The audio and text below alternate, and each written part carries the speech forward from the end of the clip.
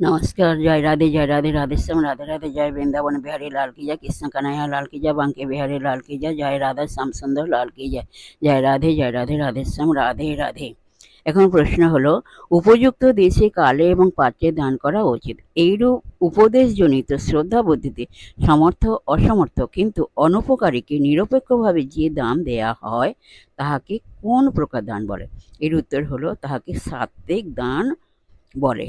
তাকে সাত্ত্বিক দান বলে। জয় রাধে রাধেশ্যাম রাধে রাধে। জয় বৃন্দাবন বিহারী লাল की जय, कृष्ण कन्हैया लाल की जय, बांके बिहारी लाल की जय, जय राधा श्याम सुंदर लाल की जय।